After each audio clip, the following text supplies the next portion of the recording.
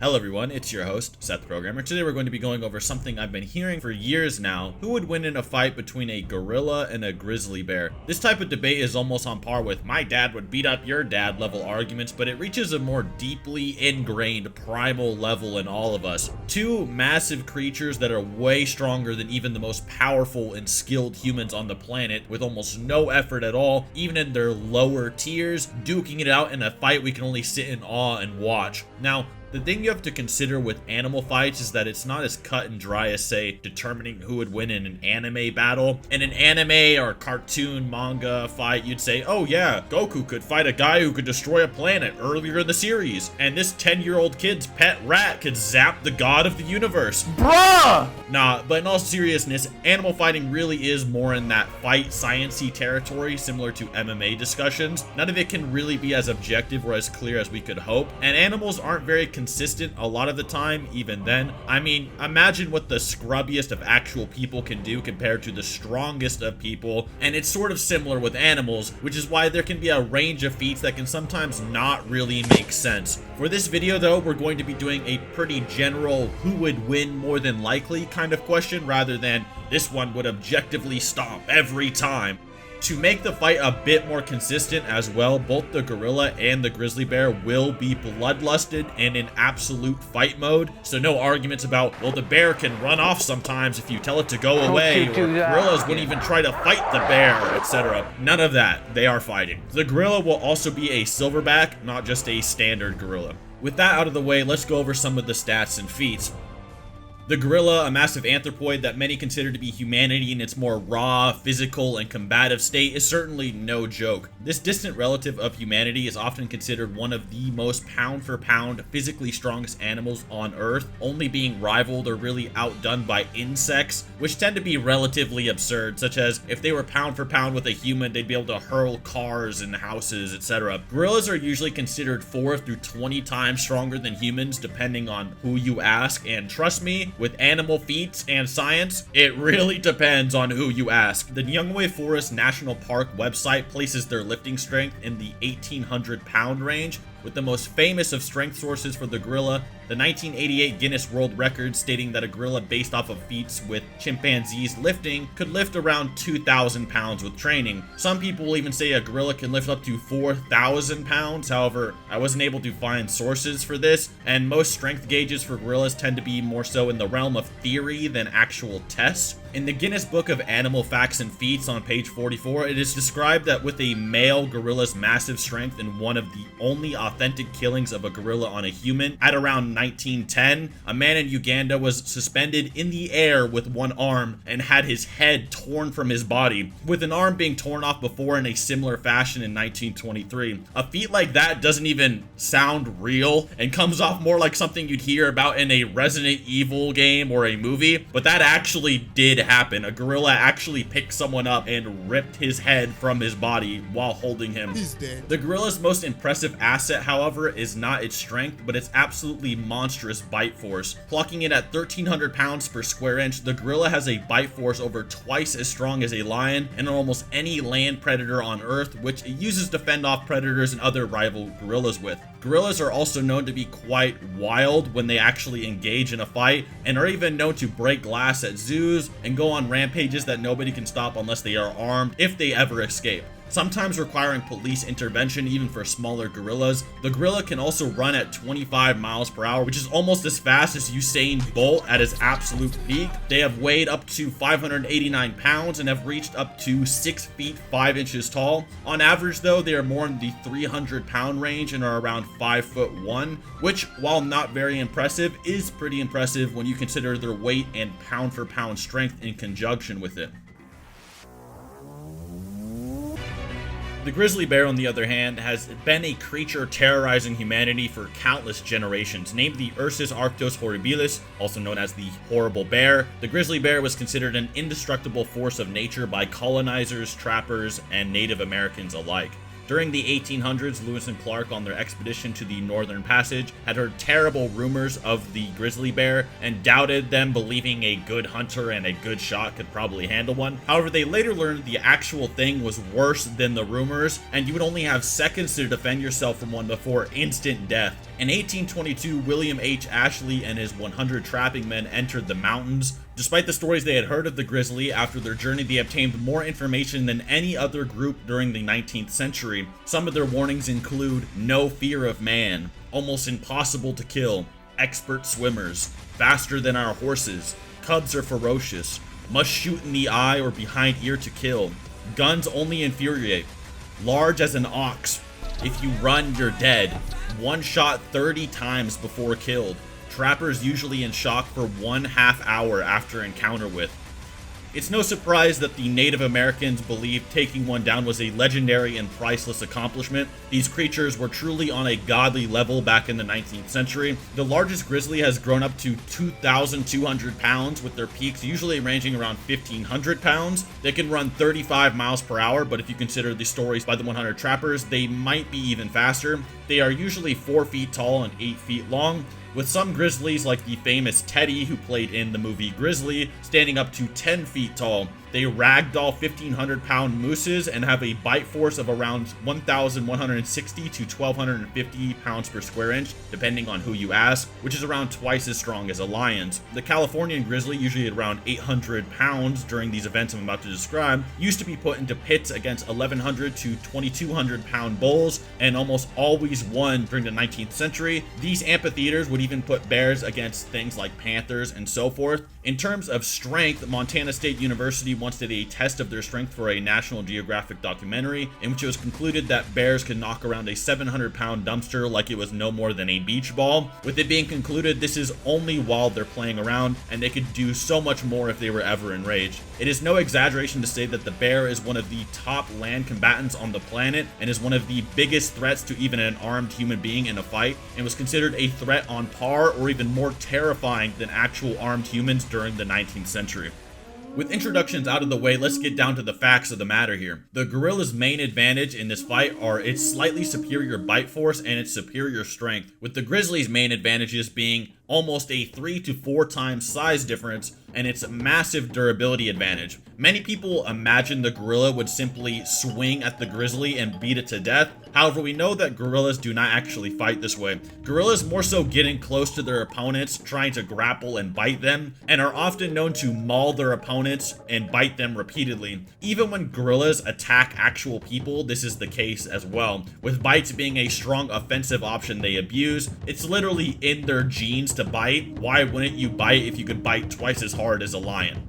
Many think the gorilla is insanely intelligent and will use human-like tactics to handle a grizzly bear. However, we know through actual observations of their fights that this is not the case, and they are quite sporadic and don't use a lot of strategy. One thing to note about gorillas is that they usually are considered more peaceful than most would believe, and they are not predators that seek fights with other animals quite often. Due to this, their ability to seek out kill points is lacking, and they have no instinct helping them to do so. They are also not remotely the same level as a human in terms of strategy, and would be considered worse than our absolute worst more than often. So imagine your dumbest friend you know, tell them to make a plan on how to beat a grizzly bear in a fight, and he'd come up with infinitely more things than a gorilla would. Gorillas also have problems grabbing things compared to humans. Humans have longer and more opposable thumbs, which let them more accurately grab and manipulate objects and form things like fists to punch people with. Gorillas are more slap boxy, if they ever do, and are more often than not just they flail around. You have to remember, it requires a human years of training to accurately learn how to fight. We are not ingrained with using high-level technique. However, bears might actually be. Bears, while not intelligent at all, have insane instincts for fighting, as they are literally designed for, and are known to be extremely adept at wrestling and knowing how to kill prey. Unlike the flailing gorilla, the grizzly is far more calculated and skilled despite the intelligence gap. In terms of skill, the grizzly absolutely takes it. However, the stats are still something to go over. Perhaps the strength of the grizzly is too much? Let's segue into another topic to better explain this. Neither the gorilla nor the grizzly are invincible as many would believe. Gorillas in their natural habitats are often hunted after by leopards, with a different subspecies rivaling grizzlies. The Russian brown bear is often bested by Siberian tigers. This is quite telling of how this fight would actually go, which I'll go into more detail. The Center for Bibliographical Studies and Research once noted that the father gorilla of a family will often spend the night at the foot of the tree his family is around, while he stands on guard. In a stand-up fight, there is only one foe that he has reason to fear, and that is the leopard. Many believe the leopard only takes down the gorilla during nighttime when it has less awareness. However, we actually know that leopards have duked it out and stalemated or straight up have defeated silverback gorillas in fights, with the only account of a gorilla ever killing a leopard actually being a mutual kill between both the gorilla and the leopard, where they just killed each other. Whereas other reports have shown back in October 1988 that a leopard attacked a male gorilla in broad daylight, got thrown off the gorilla, and then hunted the gorilla down for the rest of the day while the gorilla ran in fear. In other instances, leopards have failed their initial attacks on silverbacks and have had to face them in a battle to the death, almost always winning, or running away, or they mutually agree to stop fighting. But how is this? How could the much larger and stronger gorilla lose a fight to a leopard who is almost half to a quarter of its weight? The difference is the arsenal and the skill. Gorillas are anthropoids and herbivores. They are not designed the same way a carnivore is. Anthropoids lack a subcutaneous muscle called the panniculus carnosus, which is a sheet of muscle that attaches to skin and makes it loose and maneuverable. Animals like anthropoids, who lack this feature, have very tight-fitting skin that offers little resistance to the traction applied by clawing and therefore easily cuts open. So basically, when someone like you, me, or a gorilla gets clawed, it tears through the skin. The skin doesn't just shift around or take it as well. This is why when you watch cats or bears play fight each other, they don't just tear each other to death and can bite each other and claw each other with things that would cause us to bleed or be seriously injured by while having a smile on their face. A good example of this is the honey badger, which can take bites from lions and shrug them off by moving around in its own skin. This overall concept is what makes the gorilla fear the leopard. It simply doesn't have the right durability to face it, and its strength can only be used defensively or else it will be massacred or bleed out to death. Now, this isn't to say gorillas can't fight back at all. You know, obviously, leopards have agreed to stop fighting gorillas or leave them alone, but they simply lose more times than they win and are instinctually fearful of large leopards. The brown bear that faces Siberian tigers is a bit more complicated, as Siberian tigers make leopards look like kittens. In a 1972 piece by by Hepter and Slutsky, featured in a book called Wildcats on page 56, end quote, tigers sometimes kill and eat leopards in their own kind, as well as other carnivores, including bears, weighing up to 170 kilograms, which they have attacked in their winter dens. End quote. Siberian tigers are then even larger than obviously most tigers like the Bengal. Leopards have also been known to kill tigers sometimes, but it's usually in a passive zoo-like setting where they're not really akin to fighting, or against female tigers, with more wild and larger tigers almost always winning against the leopard. Even then, the brown bear doesn't always lose against the tiger like the gorilla does against the leopard. The record is more like 20-ish to 12-ish from what we know, with a lot of these kills being more in line with the tiger sneak attacking the bear, as cats are usually known for. The tiger can win in a straight up fight against the bear, but so can the bear sometimes. It really just depends on the size and the setting. Some people also try to claim gorillas beat tigers in fights, which I have no idea where this rumor came from, and I didn't find anything to substantiate it. They don't even live in the same area of the planet. It seems to be highly unlikely that's true, considering leopards are known to smash them pretty consistently, let alone a tiger. For those that don't understand what I'm getting at yet, the grizzly would basically be a much worse matchup than the leopard. At least with the leopard, you could argue they are small, not that durable, and not that strong. However, the grizzly, whose bite force is almost twice as strong as a leopard, almost 5 through 10 times heavier, and is just as kill hungry and skilled, the gorilla simply does not logically win on average. Sorry to say it, even the gorilla's only real attribute, the bite, is actually rivaled by the grizzly. It's not even that big of a difference, with grizzlies biting each other almost full force all the time. There's also the question of if gorillas even know how to use their bites properly, with some humans being mauled for 30 minutes straight by some rampaging gorillas and not even dying after being bitten numerous times, let alone the invincible grizzly bear. One silverback has even been defeated by a poacher with a spear before, which I'd love to hear any story of a large grizzly bear being 1v1'd by anybody with a spear. I don't think there's a single person on the planet who could 1v1 a bear with a spear. It simply is just not happening. Even during modern times, these days, we have recordings of grizzly bears being shown tanking shotgun blasts to the face and then acting like it just stung rather than actually taking damage, and then continuing to charge its target. Well, as the trappers once said, gunfire only makes them angry.